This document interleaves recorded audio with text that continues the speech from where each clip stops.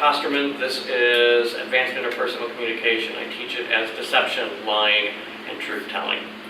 Bullshit. Bullshit. Bullshit. Bullshit. Bullshit. Bullshit. Bullshit. Bullshit. Bullshit. Bullshit. Bullshit. Bullshit. Bullshit.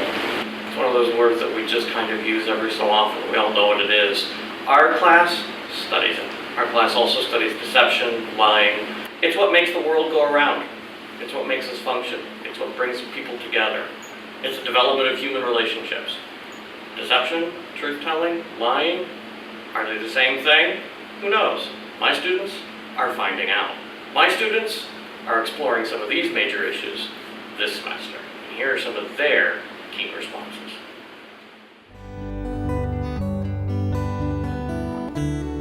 As children, they try to instill a veneer of ethics into truth-telling. You know, it's good to tell the truth, it's bad to lie. But once you get into the world of business, it's pretty much clear that it's just that. It's just a veneer. And really all it is, it's about results.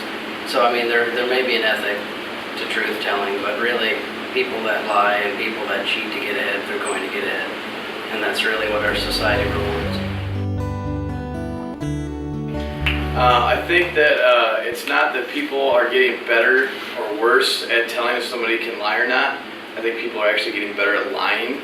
So it's getting more difficult to actually figure out if somebody's lying or not. And I think people are getting better at lying because people do it so often now. It's like a force of habit. So it's getting more difficult to be able to tell if somebody's lying or not. I personally feel that smile can be misleading because people can find like their friends in the hallway and be smiling, and people say, "How are you doing?" And they'll say, "I'm doing okay," and maybe tell them what's wrong if they're better friends with somebody. However, if you see just an acquaintance or just somebody who you just met, you might say that a smile is like always put on your face because you don't want to go into details about like what happened, so you just say, "Hey, I'm doing pretty good," even though something really bad happened or something is wrong. I often, when I try to tell if somebody's lying, I look at their body like as a whole. I look for like, you know, their feet tapping, like, you know, like legs moving, fingers, and then I think like as it gets more into it, I kind of look at their face and like I check their breathing. I also look at their eyes to see if they're like looking around a lot, like trying to think of an answer. So there's a lot that goes into looking at the nonverbal perception. The face has many roles in detecting deception, but they can also be misleading. Your face can turn red in anger, embarrassment, and other situations. Your wrinkles at the top of your forehead can become crinkled in confusion, and also in anger and many other emotions. So even an expert has to dissect what they're talking about in relation to what their face is doing.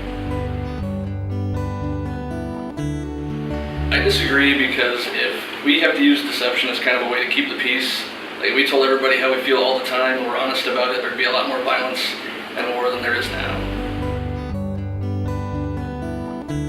I feel white lies are defendable because I feel that people's feelings tend to get involved just when like common interaction between people. For instance, I went to my friend's house one night for dinner and they were having fish, and I don't like fish, but his parents like put a lot of work into the dinner, so I ate the fish and they asked how I liked it, and I was like, "No, it's good," and I actually hated it. So like I feel like people's feelings get involved when it comes to white lies because you don't really want to hurt people's feelings. I feel morals aren't as an important role in truth-telling and deceiving because everybody is taught good morals, but everyone still lies and deceives no matter what.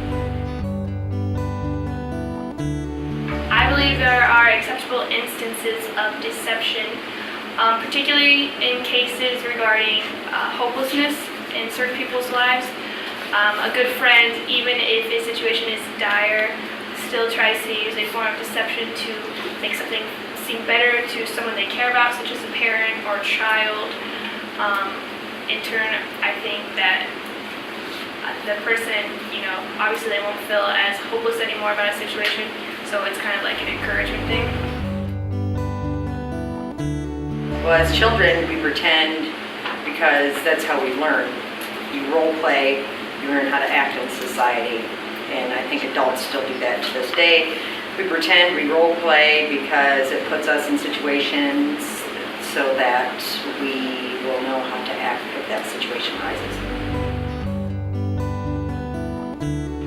I don't know if it really can be measured how much self-deception we use to measure identities, because if we look at the Joe Hyrie window, there's a part of us that is unknown and hidden. And so, are we really deceiving ourselves if we don't know it? Society views the truth, the concept of truth, as a positive thing, but society doesn't realize that the truth isn't always a positive thing. The truth can be painful. Sometimes we can't handle the truth. Hi, thank you very much for watching our video. It's been fun putting it together. My students have come up with some wonderful explanations, comments, criticisms, and they get to say bullshit on camera. We have done a wonderful job here. I hope it has given you insight into a little bit of what we are, how we've come, and how people actually study something that not a lot of people do want to study, not a lot of people engage in. But the idea of deception is all around us. So, as I leave here, please send me an email. Here's my email address. And tell me what you think about it. Tell me what you think about students, and let's add to the discussion. Let's keep it going. Thank you very much. It's hilarious. It's fun.